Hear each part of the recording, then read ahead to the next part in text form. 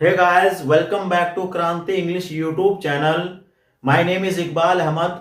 Friends, आज का video तो आपके लिए बहुत ही ज्यादा जबरदस्त और धमाकेदार साबित होने वाला है, क्योंकि आज इस वीडियो के माध्यम से हम लोग अंग्रेजी के कुछ ऐसे वर्ड्स सीखने जा रहे हैं, पढ़ने जा रहे हैं, जिनको याद करना, रटना, जिनको सीखना बहुत ज्यादा जरूरी है अच्छे से, धड़ल्ले से, फर्राटे से अंग्रेजी बोलने के लिए, सीखने के लिए। तो आज का वीडियो आपके लिए बहुत ज्यादा महत्वपूर्ण साबित होने वाला है, तो वीडियो को आखिर तक जरूर देखिएगा। So let's get started.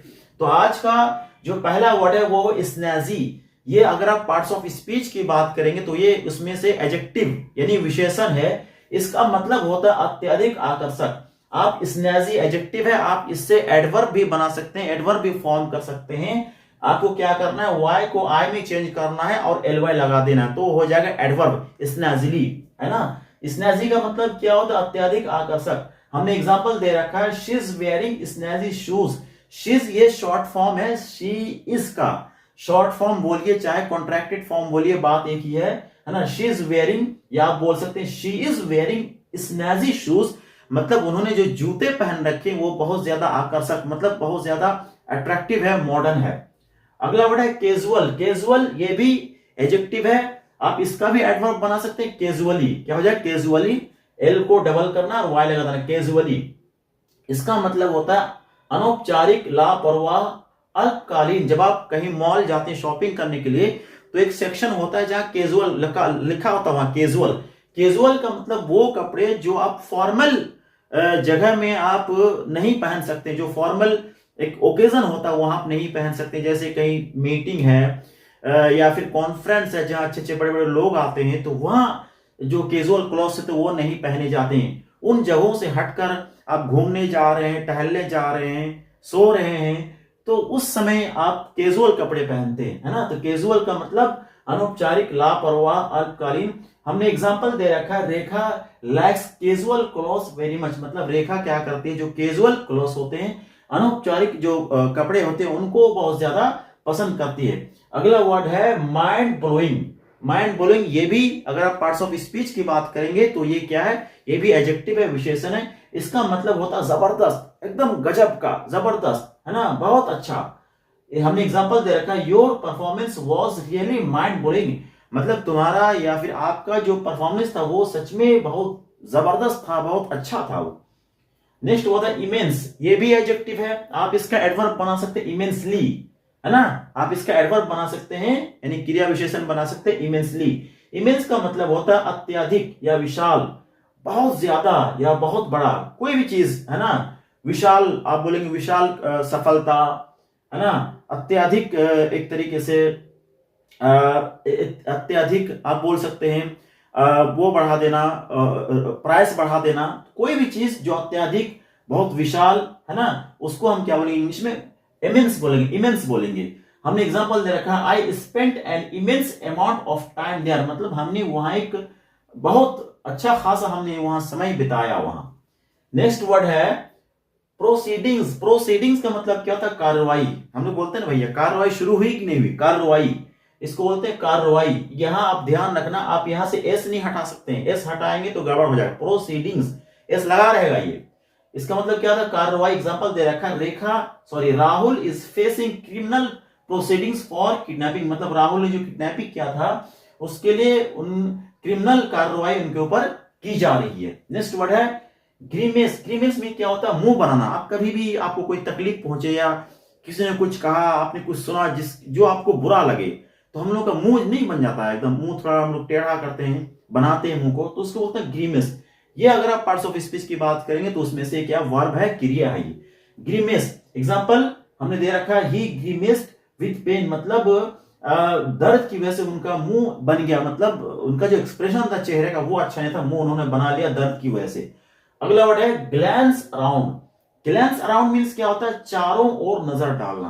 कहते हैं ना भैया, रोड क्रॉस करने से पहले चारों ओर देख लिया करो, है ना। हमने एग्जांपल दे रखा है, ही ग्लैंस्ड अराउंड द रूम, उन्होंने कमरों के चारों ओर नजर दौड़ाई। अगला वर्ड है विंस। ये भी वर्ब है, क्रिया है ये। विंस का मतलब क्या होता है, चेहरे का सिकुड़ जाना, है ना। ये भी जब हमें दर्द होता है या कोई ऐसी चीज हम सुनते हैं जिससे हमको तकलीफ पहुंचती है, जो हमें अच्छा नहीं लगता है, तो हमारा चेहरा क्या होता है, सिकुड़ जाता है ना, सिकुड़ जाना। तो हमने एग्जांपल दे रखा, it makes me wince even thinking about dancing with her. मतलब ये है कि मेरा एक तरीके से चेहरा सिकुड़ जाता है उनके साथ डांस करने के बारे में हम सोचते हैं, इससे भी हमारा क्या होता है, एक तरीके से मेरा चेहरा सिकुड़ जाता है। अगला है सैडल, बहुत ही जबरदस्त वर्ड है सैडल, है ना। सैडल ये भी एक वर्ब है, क्रिया है। इसका मतलब होता है लादना। क्या होता है, लादना, किसी के ऊपर जिम्मेदारी लादना, किसी के ऊपर बोझ लादना, है ना, लादना। हमने एग्जांपल दे रखा, the war saddled the country with a huge foreign debt. मतलब ये है कि जंग की वजह से देश के ऊपर एक बहुत बड़ा फॉरेन कर्जा क्या हो गया, लाद दिया गया या चढ़ गया। नेक्स्ट वर्ड है नॉड, ये भी क्रिया है, वर्ब है। इसका मतलब क्या होता है, सिर हिलाकर सहमति बताना, सर हिलाकर रजामंदी बताना, है ना। कोई कुछ कह रहा है तो आप अगर उससे राजी होते हैं, सहमत आप दिखाते हैं, हम लोग इस तरह सर हिलाते हैं, है ना, रजामंदी दिखाने के लिए, सहमति बताने के लिए।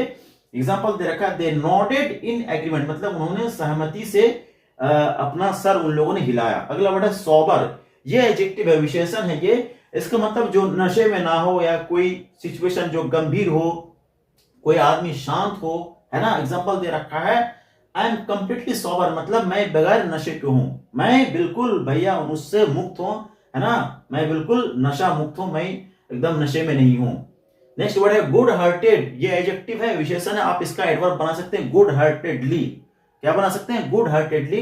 गुड हार्टेड का मतलब होता है अच्छे दिल का, जिसका दिल अच्छा हो, कोई आदमी हो, कोई औरत हो, अच्छे दिल का, है ना। एग्जांपल दे रखा है, she is a good hearted girl, ये भी शी इज का शॉर्ट फॉर्म है, आप फुल फॉर्म का प्रयोग कर सकते हैं, कोई दिक्कत की बात नहीं। She is a good hearted girl, मतलब भाई वो एक अच्छे दिल की लड़की है।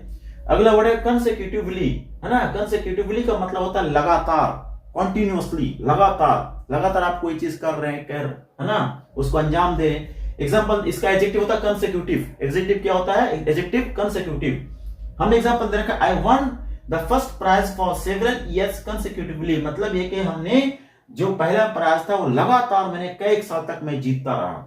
अगला वर्ड है इवेंचुअली, इवेंचुअली का मतलब क्या होता है, आखिरकार, है ना, अल्टीमेटली, आखिरकार, है ना, बिल आखिर। एग्जाम्पल दे रखा, he eventually decided to marry Anjali, मतलब उन्होंने फाइनली, आखिरकार उन्होंने अंजलि से शादी करने का फैसला लिया, निर्णय लिया। नेक्स्ट वर्ड है सिनिक, सिनिक का मतलब क्या होता है, दोषदर्शी। दोषदर्शी का मतलब है ना, बहुत लोग ऐसे होते हैं जो हमेशा दूसरों की कमियां निकालने के चक्कर में रहते हैं, उनकी खामी निकालने के चक्कर में रहते हैं, तो ऐसे आदमी को हम लोग क्या बोलते हैं, सिनिक बोलते हैं। एग्जाम्पल दे रखा, don't be such a scenic, भैया इस तरीके से दोषदर्शी मत बनिए, दूसरों की कमियां निकालने के चक्कर में मत रहिए। अगला वर्ड है रियलिस्ट।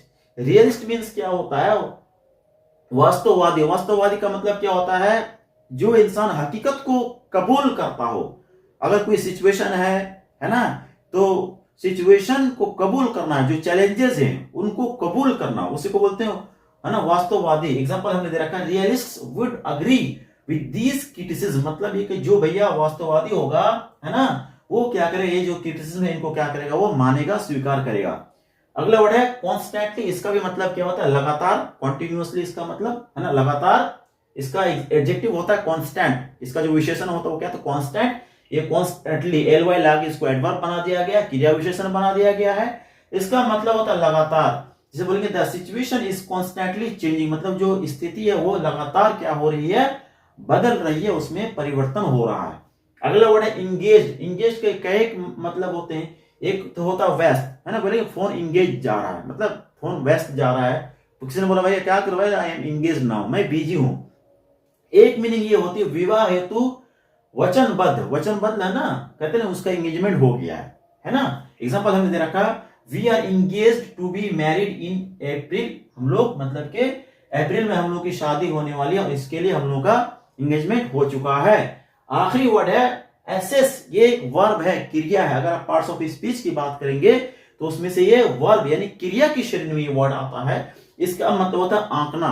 क्या होता है, आंकना। एग्जांपल दे रखा है, exams are not the only means of assessing a student's ability, मतलब कि किसी छात्र की जो एबिलिटी है, टैलेंट, सलाहियत है, उसको आंकने का सिर्फ एग्जाम ही एक कोई जरिया नहीं है, इसके अलावा बहुत सारे और भी मीन्स हैं। तो उम्मीद करते हैं स्पोकन इंग्लिश पर बेस्ड इंग्लिश वोकैबुलरी वर्ड्स का ये सेशन, ये वीडियो आपको बहुत ज्यादा पसंद आया होगा।